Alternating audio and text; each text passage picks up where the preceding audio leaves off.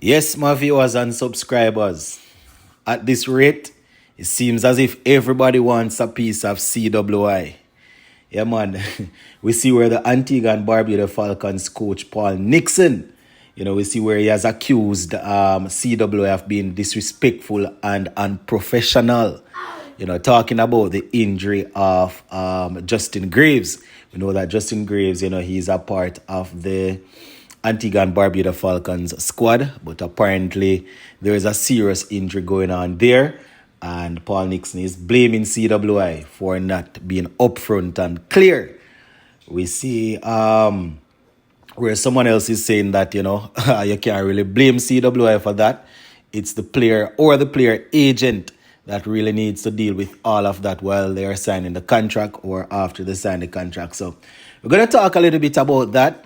Plus, we'll do a quick recap of last night's game. I didn't get a chance to touch on that early this morning, so we'll just look at that a little bit. Just give a listening ear until the end and let me know your thoughts in the comment section. So I am taking this one from the Trinidad and Tobago Guardian, and we see where the headline is saying Nixon blasts CWI over injured Justin Greaves. So let me just read a little bit, my people. Just follow. So it says, Antigua and Barbuda Falcons coach Paul Nixon has accused Cricket West Indies of being disrespectful and unprofessional. So they say this comes as a result of all-rounder Justin Greaves' unavailability through injury. They say Greaves has not played in any of the Caribbean Premier League matches to date and has not played any cricket since the West Indies series win against Pakistan at the Brian Lara Cricket Academy. So they say a little over 2 weeks ago. Now, Nixon spoke to reporters after his team went under to the Trinidad Knight Riders for the first time on Wednesday night. Yes, my people.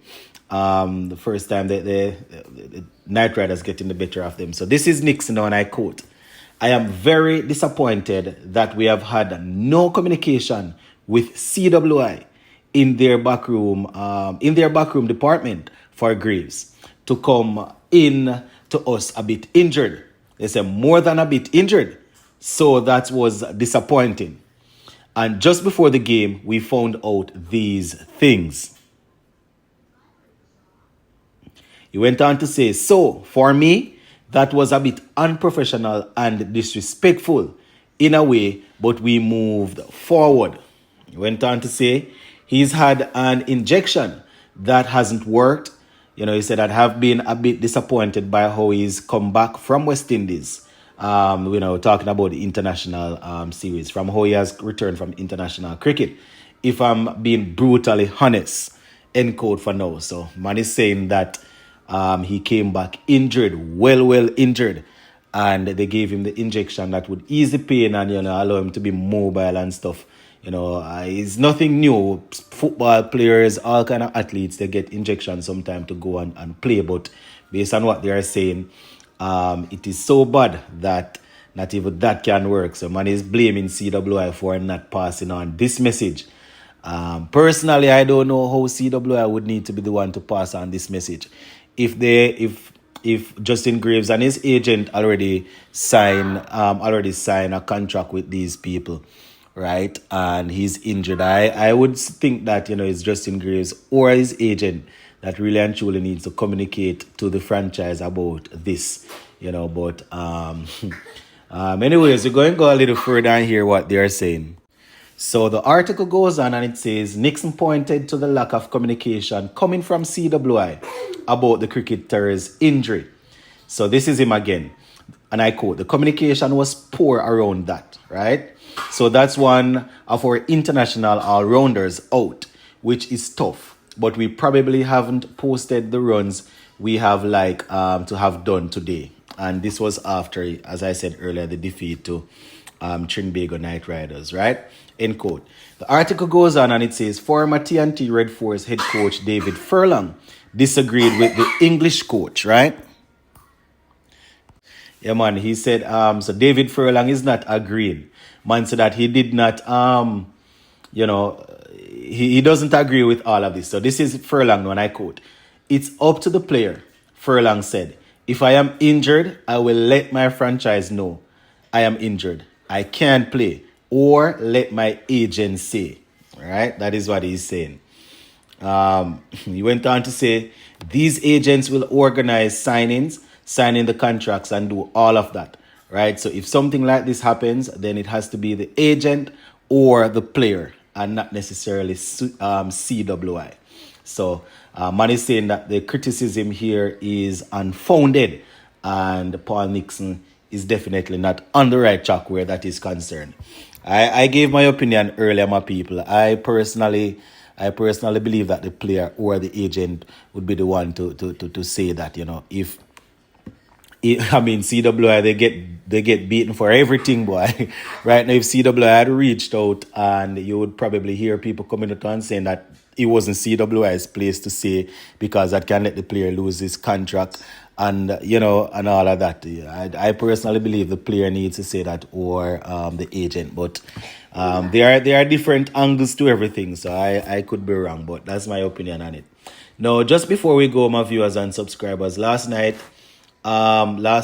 we had a game, and we saw where the St Lucia Kings, they were dominant. They were victorious over the St Kitts and Nevis Patriots. They actually won the game there by 7 wickets. Yeah, man. St Kitts and Nevis Patriots 177 for 3. St Lucia Kings getting 180 for 3 in 17 overs. So let me just give you some of the top performers. As I said, this was last night. It's late today, so I assume people have already checked the scorecard and all of that. But let me just, Mohamed Rizwan, he finally got a score, 60 not out from 41.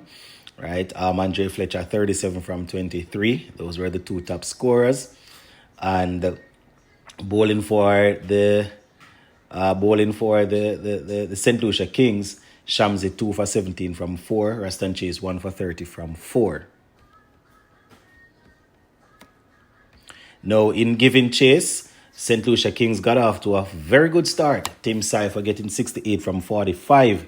Johnson Charles was on the brink of bringing up the fastest half century this season, but he was removed for 47, having faced 17 balls. Had 5 fours and 4 sixes in that knock, right? Akeem Ogis once again looked good, 29 from 20. Ruston Chase was left unbeaten on 15. Tim David on 16. It was a tough night for the bowling department of St. Kitts and Nevis Patriots. They searched for wickets, but they were unable to really find. Naseem Shah 2 for 35 from 4, and Wakar Salam Keel 1 for 39 from 4. Those were the only successful bowlers there. I don't think I had given you the bowling. Yeah, I think we went through it where I said Shamsi picked up 2 and Chase picked up 1. It was another tough night for O'Shane Thomas, 1 over for 22. Gayston had to pick up the slack, 3 overs for 49. But St. Lucia Kings, they still managed to get across the line. A question that I've been asked, somebody posted it in the comment section. I myself don't know if he's injured. Alzarri Joseph, I see him on the bench, but I don't know if he's injured, why he's not playing. Right, but a couple of games they have seen him on the bench. He must be carrying a knock or something. Why Sammy keeps on picking O'Shane over him, but who to tell? I don't know. Sammy is a man that's organizing all of this along with his coaching staff. So they probably have more information than we do. So yeah, I'm gonna leave it right here, my people. Big up, stay safe, bless.